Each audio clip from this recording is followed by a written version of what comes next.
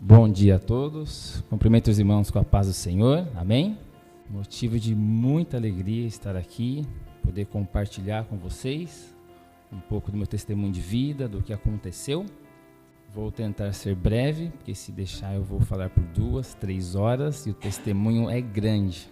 Bom, queria primeiramente falar para vocês que o Deus que eu creio que vocês creem é o Deus do impossível, é o Deus que faz milagre e é o Deus da transformação. Gostaria que os irmãos ficassem de pé para a leitura da palavra. Lucas 1, 37.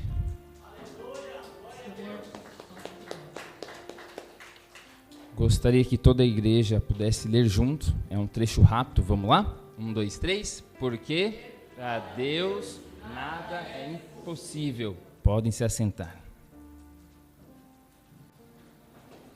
Eu acho que todo mundo já conhece esse trecho, essa passagem. A passagem de Lucas é uma passagem que me inspira muito, porque é quando o anjo visita a Maria e anuncia que ela vai ficar grávida. E nessa passagem eu me inspiro também em Maria, por crer tanto assim, né, em Deus, com essa intimidade que ela tinha com Deus. Então, será que hoje nós ainda cremos que o Deus que faz milagres, Ele faz os milagres como está na Bíblia? Será que a gente tem essa fé ao ponto de Lázaro estar 4 dias morto e vir lá Jesus e fazer ele ressuscitar? Será que nós ainda estamos crendo nesse milagre? Essa passagem de Lucas também se repete lá em Marcos e também em Mateus, de uma forma diferente, onde fala que o que é impossível para o homem é possível para Deus. Então, vou contar um pouco agora do meu testemunho, que é baseado nisso, que é algo extremamente impossível. Ainda que só você acordar essa manhã já é um milagre, mas são milagres que muitas das vezes nós esquecemos. São detalhes que, vamos viver o dia a dia. Será que Jesus fez um milagre hoje na sua vida? Sim, Ele fez, mas eu quero contar algo hoje para vocês grande. Isso que nós estamos fazendo aqui agora, que a irmã contou o testemunho, na versão grega da Bíblia hebraica, nós chamamos de Rema e Logos. Rema é o que Deus fala no meu coração, e Logos é aquilo que eu compartilho com os irmãos. Então hoje vocês estão recebendo Logos, mas que nós possamos receber remas todos os dias. Precisamos ter experiências com Deus todos os dias. Então vou contar minha experiência, que eu sofri um acidente de carro há exatamente 14 anos. Esse acidente foi um momento em que eu não conhecia Jesus. Na verdade, eu tinha visitado já diversas religiões por ser um curioso, praticamente um ateu. Bom, através desse momento, desse acidente, eu ainda não conheci Jesus. Foi aos poucos que Jesus me escolheu. Então, se você tem algum parente, se você tem alguém que ainda não conhece a Jesus e que ainda não está aqui hoje, você gostaria que estivesse, calma, joelho no chão, que Jesus vai buscar ele assim como ele me buscou. Voltando ao meu acidente, até antes desse acidente, aos 19 anos, eu sofri outros 2 acidentes. Aos 3 anos de idade, passaram-se 8 anos, sofri outro acidente aos 11 anos de idade e depois de 8 anos, esse acidente que eu vou contar a vocês. Em todos os acidentes, eu fiquei paralítico. Com 3 anos, eu caí do 2º andar de costas, fiquei sem andar, em observação. Depois de 8 horas, voltei a caminhar. Aos 11, eu caí num playground assim, de brinquedos de criança, fiquei paralítico. Depois de 8 horas, voltei a andar. O mesmo médico me atendeu nas 2 vezes. Por não ser cristão, não conhecer a palavra, eu achei que foi por acaso aquele médico, eu achei que tudo era uma coincidência, que eu tinha força de vontade de viver e por isso eu voltava a andar, até que Deus começou a trabalhar e eu entendi os detalhes dele sobre toda a minha vida. O coração de mãe tentou me alertar no dia do acidente para eu não sair de casa, e também o Espírito Santo, com certeza. E também uma outra pessoa, amiga, não posso nem falar que é amiga, colega de trabalho, cristã, foi usada por Deus e falou, não sai hoje não. Do nada ela falou isso. E eu não dei atenção para isso. E nessa noite eu saí com alguns amigos, fomos para uma outra cidade vizinha. As cidades fazem festa, né, de santo padroeiro da cidade. E lá na minha região, cada cidade é uma festa e nós fomos para essa festa. E tinha que ser. Deus tinha um plano para mim perfeito. Na hora de vir embora, o carro que eu fui de carona, o carro que eu fui, um menino queria ir ao banheiro e a gente trocou de carro, trocou de lugar. Eu fui em outro carro e ele foi no carro que eu estava. E nessa vinda, neblina, carro em alta velocidade, jovens, o carro capotou numa curva, 35 metros de ribanceira, e ele foi parar de frente com uma pedra. Nesse capotamento, eu estava no banco de trás, dormindo, um amigo foi, eu não falo que ele foi atirado do carro, eu creio que Deus pegou ele, tirou do carro e deixou ele de pé, porque assim que o carro começou a capotar, ele voou do vidro e ficou de pé, e ele viu o acidente, então ele não sofreu nenhum arranhão.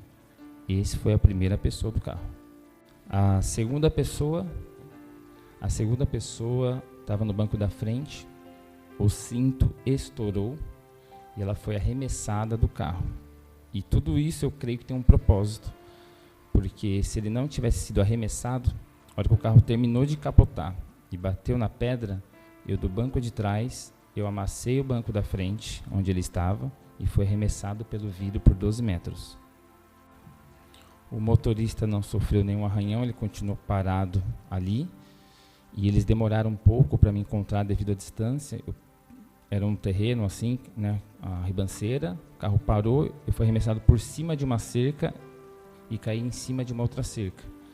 E aí, tudo que eu vou contar daqui agora, alguns flashes é o que eu lembro, e as demais coisas são os que meus amigos me contam. Eu me lembro de eu estar olhando para a lua e só o barulho do carro.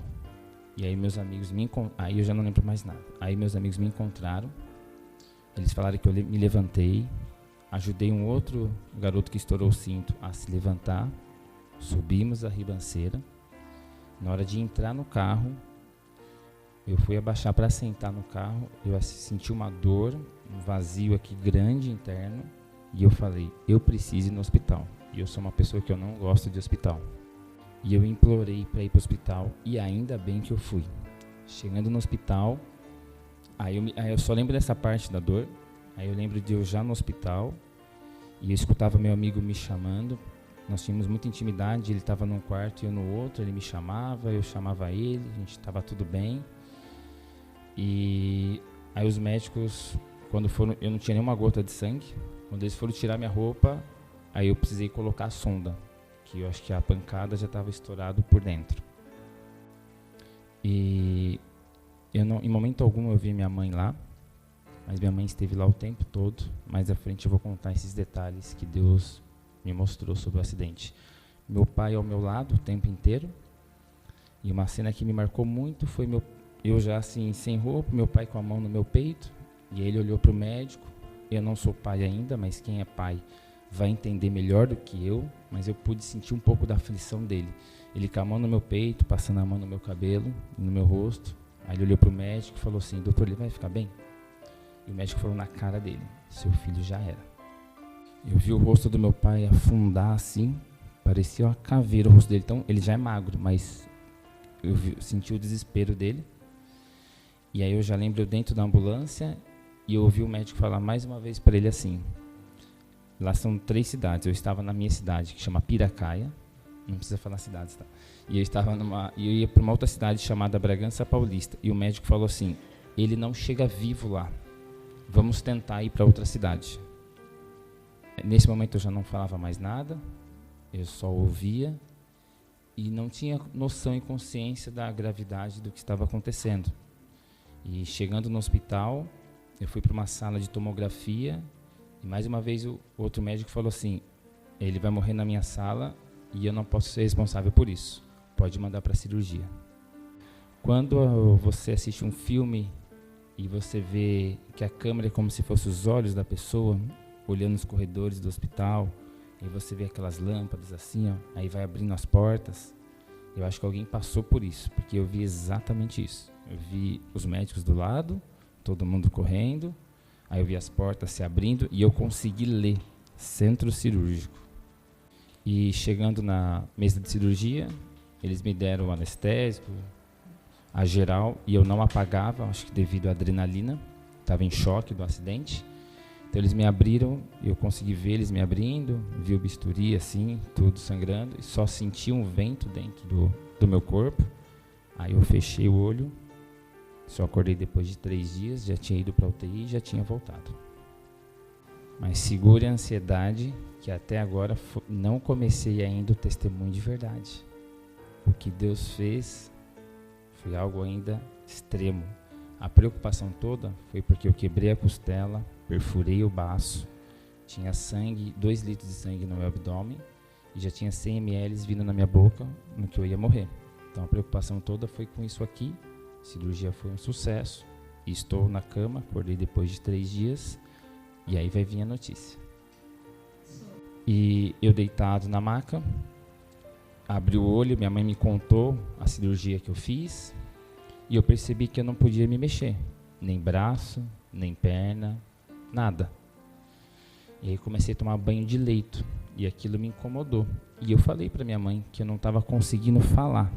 A minha fala estava toda enrolada e eu não me mexia. E ela chamou um médico para fazer uma tomografia. Bom, após a tomografia, entraram uns 10, 20 médicos na minha sala, totalmente desesperado, com a tala no pescoço, e falaram para eu tentar nem me mexer e colocar a tala no meu pescoço e anunciaram para minha mãe: seu filho quebrou o pescoço, ele quebrou o primeiro osso entre o crânio e a vértebra. O primeiro, ele quebrou, chamado de osso da vida. Ele nunca mais vai andar, ele nunca mais vai mexer os braços, ele vai ser um vegetal, ele vai só mexer os olhos. Não sei o que é para uma mãe ouvir isso. No momento eu também, falta de conhecimento, de nada, eu não aceitei aquela situação. Não era cristão, mas Deus tem um plano perfeito. Em 3 dias, eu sozinho fui para o banheiro de pé, tomar banho. No hospital, o médico tentou explicar para minha mãe a gravidade, né? Falou: olha, seu filho está vivo, é um caso em 1 milhão. Agora, ele andar e mexer os braços, não tem explicação. Eu tinha que fazer uma cirurgia para travar o pescoço, realmente tinha que travar, tinha que colocar 2 hastes, um monte de parafuso e eu nunca mais mexer. Essa é a finalidade da cirurgia, porque qualquer movimento que eu fizesse com o pescoço, eu podia perder o membro, a vida ou qualquer movimento daqui para baixo. E eu me recusei a fazer a cirurgia e eu assinei um termo para sair do hospital depois de 12 dias. Então, dentro disso, eu também já quero deixar algo para vocês que, ainda que aquele parente, aquele pai, mãe, irmão, não conheça Cristo, está passando uma prova gigantesca, mas tem pessoas orando pelaquela pessoa, que eu creio que estava muita gente orando por mim, muita gente clamando por mim, dentro também de um propósito que Deus tinha para mim. Tem algo que Deus não revelou exatamente ainda para mim, mas minha avó, que era muito que nem uma mãe para mim, ela fez uma promessa de não cortar o cabelo enquanto eu não tivesse recuperado. Eu saí do hospital, ficava com a tala no pescoço e minha avó veio a falecer, e o dia que ela teve o AVC foi o único dia que eu não fui almoçar com ela. Isso doeu muito, eu me senti culpado, né? Não tem nada a ver, mas naquele momento eu também, não, por ser cristão, não ter conhecimento, eu me senti muito culpado. Não aceitei a situação e tirei a tala do pescoço. E continuei vivendo, meu pescoço começou a mexer e eu comecei a fazer tudo o que eu fazia. E aí vocês devem estar se perguntando, onde que entra Deus, Jesus aí? O impossível todo mundo já conseguiu absorver. Mas até mesmo falando da gravidade aqui, só para os irmãos entenderem, por exemplo, eu tenho um amigo que ele foi curado do câncer, Então ele tinha 3 tumores no joelho, Deus foi lá, curou, removeu 2 tumores e o que era maligno virou benigno. No meu caso, para os irmãos entenderem, meu pescoço continua quebrado, não foi restaurado, não foi arrumado. É como se Deus estivesse fazendo um milagre aqui agora. É como se o milagre fosse constante, para eu lembrar dele todos os dias. A gravidade do que está acontecendo aqui agora é a mesma coisa de eu cortar o braço, colocar a mão aqui e falar, mexe os dedos, sem nada tá ligado. E eu mexo os dedos. Esse sou eu agora aqui. Então, Deus não... O milagre aqui eu creio que está sendo constante, está acontecendo agora. É para eu lembrar dele literalmente, gente, todos os dias e agradecer. E agradecer, é o Deus do impossível. Minha esposa só ouvia essas histórias, nos conhecemos há 6 anos e meio, e aí nós fomos fazer uma tomografia juntos. E ela foi acompanhar essa tomografia, porque já faziam 10 anos que eu não sabia nada da situação do meu pescoço. E ela foi junto. E o médico que me atendeu, eu contei a história para ele todo sorridente, falou, não, já cicatrizou, tá tudo bem. E a hora que ele olhou a tomografia, aí ele olhou assim, aí ele virou assim e falou, tá vendo isso aqui? Tá separado. E isso é impossível para o homem, mas não para Deus. E onde que encaixou que Deus me revelou a questão da minha mãe? Imagine vocês hoje, quem é mãe vai entender um pouco, olhar o seu filho no hospital, e ele está, sei lá, com o braço e perna quebrada, fratura exposta, todo sangrando. Deve ser desesperador. Mas minha mãe me olhou deitado, sem uma gota de sangue, ainda que era muito grave, mas ela não viu uma gota de sangue ali. Então Deus trabalhou nesses detalhes para até acalmar o que ela estava vendo. Então se alguém está aqui hoje e tem alguma causa aí impossível, que você olha e fala, essa doença não tem cura, isso não tem como acontecer isso. Não só sendo extremo em questão de doença, pode ser um emprego, pode ser um familiar, pode ser uma gravidez. Deus fez milagres gigantescos na minha vida, é que esse eu acho que é o extremo, mas eu tenho muitos para contar, até mesmo como Ele me chamou para fazer o reino dEle, para honrar o nome dEle. É algo assim extremamente impossível para o homem, mas para Deus realmente, gente, é possível, acreditem. Então eu encerro por aqui. A passagem de Lucas é justamente sobre isso. Maria acreditou no anjo, no que ele falou para ela, com a intimidade que ela tinha com Deus, e só depois disso que ela aceitou, ele foi embora. Então que nós possamos nos deleitar em Cristo, crer que Ele é realmente capaz de fazer o impossível. Eu sou a prova viva disso. Quando vocês me verem na rua, se falar aquele cara está com o pescoço quebrado e está andando, vocês não vão ver outra pessoa assim. Vou orar então para encerrar, tá bom? Vamos ficar de pé?